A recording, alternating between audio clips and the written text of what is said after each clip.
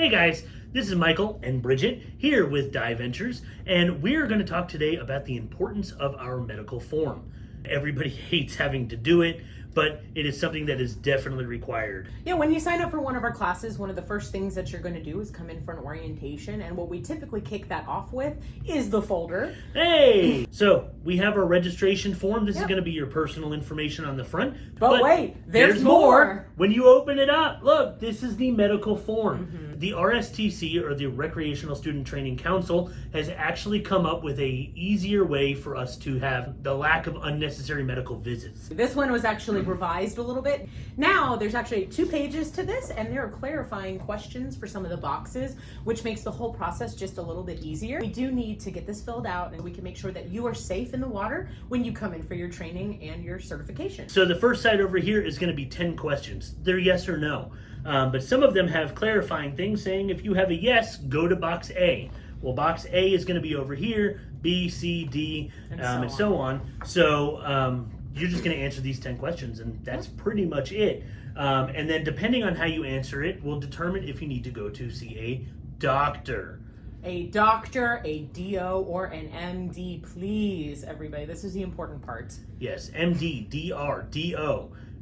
None of those things say nurse practitioner, physician's assistant, NPC, AT&T, KFC, I don't know. Because if you come in to start your class and you return your medical form and we see that PA or that nurse practitioner on there, we're going to have to send you back to get the doctor to sign off, and you might have to miss your class. So this is super important, guys. This is something that we do on day one when we do our orientations and we fill out paperwork. And if you do have a reason to go to a doctor, not everybody does, but if you have a reason, we're going to give you one of these. This is the printable version, which we're going to re-answer all these questions and make sure it matches up to the med form. But there is a supplemental page, which is going to be page 3. Which is the most important page out of the whole thing. And they've made it very simple.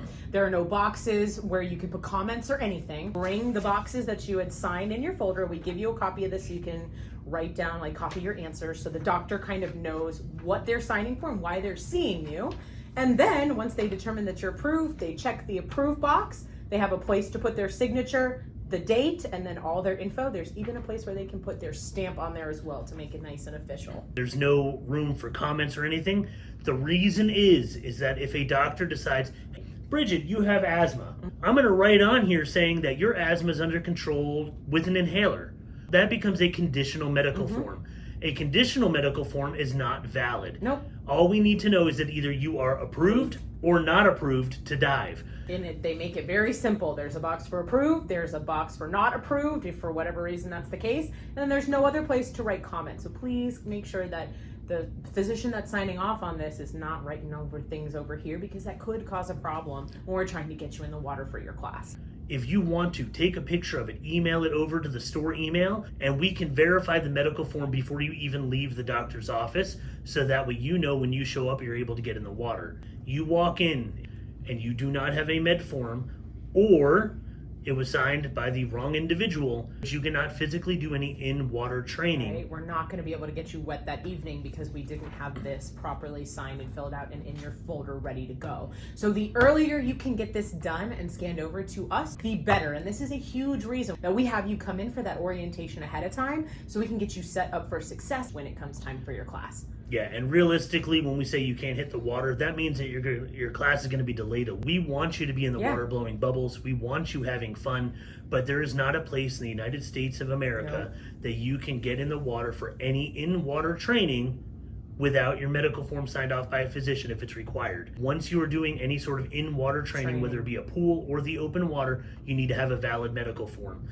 This guy's only valid for a year from when you get it signed by your doctor. So if we've issued a medical and you brought it back signed with your doctor this year, and this is at a date, we are going to issue this back out to you to get it signed. This isn't just SSI, this is PADI, NAUI, SDI, STI. It does not matter what agency. The RSTC, the governing agency of all scuba, will require a medical form signed off by your doctor before any in-water training. We need to make sure that these things are taken care of, and we want to be able to meet your deadlines. So if you're thinking about taking a training class or an open water class, plan accordingly to make sure that your meds are taken care of so that way you can hit the water. This is by far one of the biggest hang-ups for people hitting the water, and it's because, no, I'm good, and then they get here, oh, I'm not good because I did have surgery 6 months especially ago. in this day and age, because one of the first things it asks is, have you had a diagnosis of COVID?